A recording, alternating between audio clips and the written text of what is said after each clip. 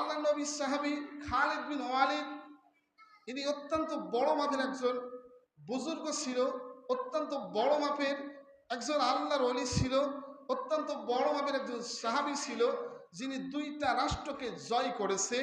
এই জয় করার পরে তার কত সম্পদ, কত মাল, কত সামানা, কত টাকা পয়সার মালিক ছিল, এরপরেও তিনি সতর্কভাবে তার জীবন যাপন করত।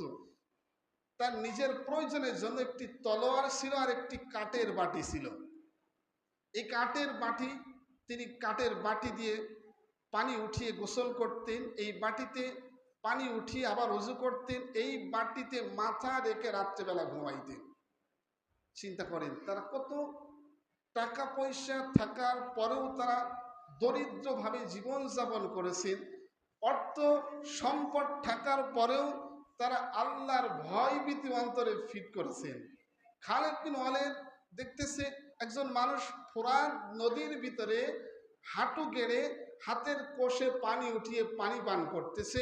খালিদ বিন ওয়ালিদ চিন্তা করলো, আমার তো একটি বাটি আছে, এই বাটির আমার কোনো প্রয়োজন নাই, সাথে সাথে তার বাটিটা একজন দরিদ্র মানুষকে দিয়ে দেয়।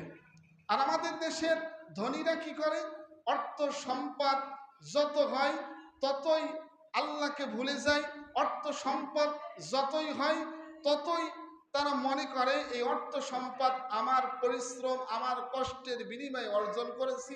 এই জন্য আল্লাহ মাঝে মাঝে এমন গজবের ভিতরে ফেলে দেয়, মুহূর্তের ভিতরে ধনী রাস্তার ফকির আল্লাহ বানিয়ে দেয়। কথা ঠিক কিনা? মানুষ তো বোঝে না। খালিদ বিন ওয়ালিদ এমন একজন সাহাবী ছিল, যিনি নদীর পারে কিভাবে ওই পারে যাবে আল্লাহর প্রতি তাওয়াক্কুল করে ভরসা করে ঘোড়ার পিঠে উঠে যখন রওনা দিলেন, ওই পারে চলে গেল, সাহাবে কারাম দেখলো ঘোড়ার পায়ে বিন্দু পরিমাণও পানি নাই। কত বড় মাপের আল্লাহর ওলি ছিল, বুজুর্গ ছিল। আজকে আমাদের ধারণা, আজকে আমাদের চিন্তা ওই দিকে নাই। আমরা এই যে নেশা করে মানুষ, নেশা এগুলো আসলে কোনো কিছুই না। মানুষ মনে করে এগুলো টেনশন, টেনশন টেনশন আপনার লেগেছে, আপনার চিন্তা লেগেছে, আপনি 2 রাকাত নামাজ পড়ে মানুষ মনে করে নেশা করলে মানুষের টেনশন দূর। এগুলো সব ফালতু কথা, সব বাজে কথা, সব একেবারে অনর্থক কথা। মানুষের নেশা বলতে কোনো কিছু নাই, অভ্যাস বলতে কোনো কিছুই নাই। এগুলো সব একটি মানুষের রচনা, মানুষের একটি কুধারণা। একজন মানুষ যদি নেশা না করে ওই ব্যক্তি ঠিকই বেঁচে থাকবে, একজন মানুষ যদি নেশা না করে ঠিকই তার জীবন চলবে, একজন মানুষ যদি নেশার ভিতরে না থাকে ঠিকই তার শরীর সুন্দর মতো চলবে, কোনো টেনশন লাগবে না, কোনো পেরেশান লাগবে না।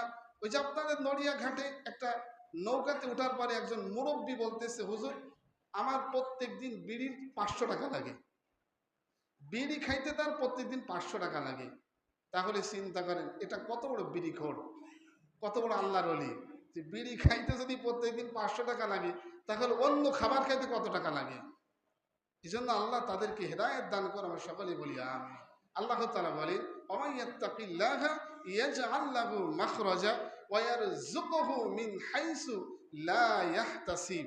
আল্লাহ তাআলা বলেন যে আমি আল্লাহ তাআলাকে ভয় করলো, আমি আল্লাহ তাআলার তাআক্কুল করলো, আমি আল্লাহ তাআলা তার জন্য এমন একটা উৎসব তৈরি করি, যে উৎসব থেকে, যেই জায়গা থেকে বান্দার রিজিকের ব্যবস্থা এমনভাবে করি ওই বান্দা কোনোদিন কল্পনাও করতে পারে না।